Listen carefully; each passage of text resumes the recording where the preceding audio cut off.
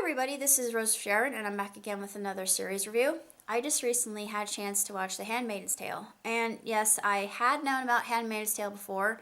I was familiar with the fact that it was a graphic novel. Of course, I haven't read it yet, but now I absolutely need to because the show really doesn't cover what America actually underwent in this period of apocalypse, and it's a continuing apocalypse, but you are led to believe that it actually began when my Boston Red Sox won the World Series. Yay, Red Sox! But I thought, oh, that's recent.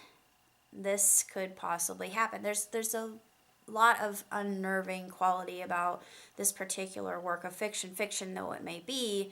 There are a lot of things within the realm of Handmaid's Tale that could be quite possible and probable, which gives me pause. Of course, they use the scripture and bend it toward their own will, but a lot of cults do this. If you've studied cults or if you're familiar with how cult works, it's like the Amish merged with Hitler Youth of Nazi Germany. It's that dire and despicable. But it just takes place in a very jacked up apocalyptic world that has been ruined by, my postulation would be, nuclear warfare, because the climate itself is constantly cold. You don't really see much shift in the climate. So it brings forth to mind nuclear winter, which happens. It can happen. I was thinking about just the whole idea of the issue with infertility in the series, and it's absolutely fascinating just to see jockeying for position, mental acrobatics, chess playing, as it were, with Fred and Serena, and it's a back and forth between Fred and Serena, and it's intriguing. Of course, you don't really think that Serena is a cold witch altogether, because she has some redeeming qualities, shock, but a lot of the characters do. I mean, even Aunt Lydia does. There are some moments where I know I shouldn't feel empathy toward her, but there are some moments where we get to see her alone, having some moments of relief and remorse, and she's caught in that kind of situation where you have to obey the protocol, or else consequences are disastrous. And it leads the watcher to believe that there are factions within the whole cult itself, or I think they're called the Jacobites, the Jacobite cult, that kind of, well, I wouldn't say kind of, it is basically an underground railroad. The Underground Railroad really never went out of style. It's something that is actually still used at this day and age in other ways, like through cartels and everything. But it could be used in that way, and then it can be used in just escaping the cities of sanctuary. I wrote a story about this, about World War II, and that's actually accurate. It's very accurate, and they can be found. There are catacombs within Europe still to this day, I'm pretty sure, that were used for basically fleeing from the war.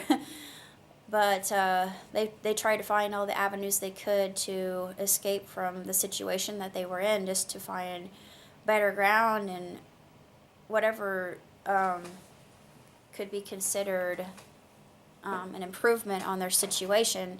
And that's a very human thing to do, just to want better for yourself and to implement that. It's a very complex psychological thriller, pointing out the virtues and vices of human beings. Most more likely centered on vices.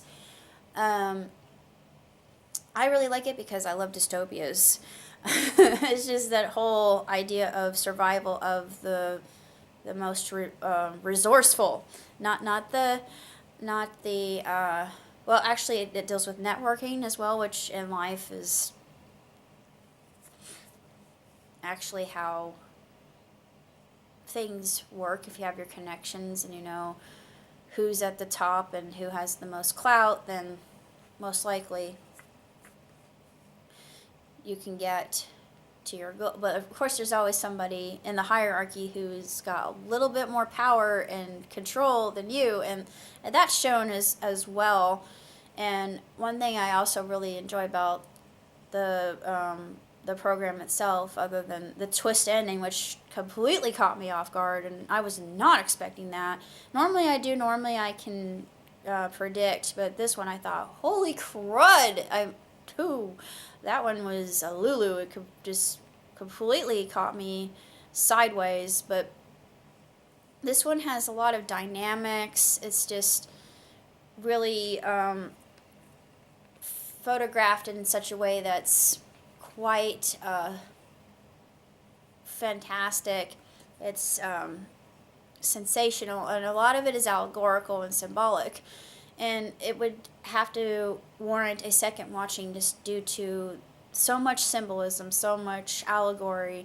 Characters' names are extremely important, so I would highly recommend that you would pay very close attention to just the use of names. Names have power.